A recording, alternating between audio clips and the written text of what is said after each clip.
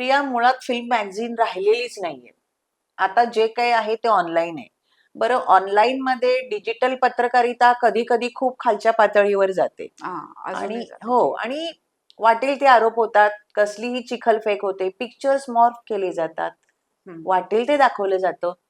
आताच्या काळातली yellow journalism हे आहे.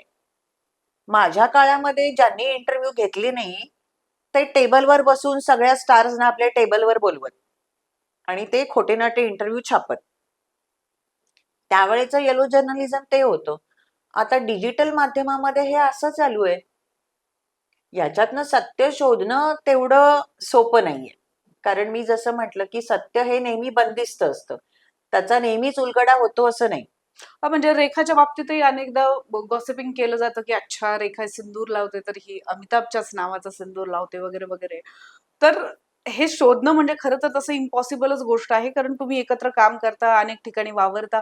बरं, दोघं सोबत दिसले म्हणून अफेअर आहेच हेही भयानक आहे. म्हणजे अगदी शाहरुख खानच मला असं वाटतं लता मंगेशकरांच्या अंत्यविधीच्या वेळेला जेव्हा शाहरुख खान बरोबर त्यांच्या PR ज्या होत्या त्या होत्या, तर त्यांना गौरी खान म्हणून अनेकांनी उद्देशलं होतं की हे सोबत होते, अशा अशा पद्धतीच्या गोष्टी झाल्या.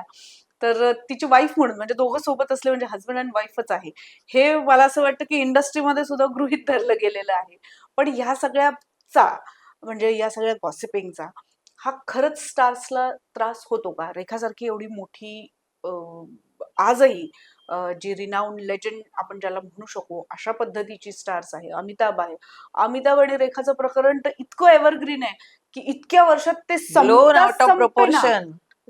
संपत नाहीये. ते काहीतरी झालं की पुन्हा परत वर येतं काहीतरी, अगदी मग ट्विटरच्या माध्यमातून असेल किंवा मीम्सच्या माध्यमातून असेल, कुठल्या ना कुठल्या कुठलाही फॉर्मॅटमध्ये. कार्यक्रम असो त्याच्यामध्ये अमिताभ दिसला की दुसरा कॅमेरा रेखावर जातो.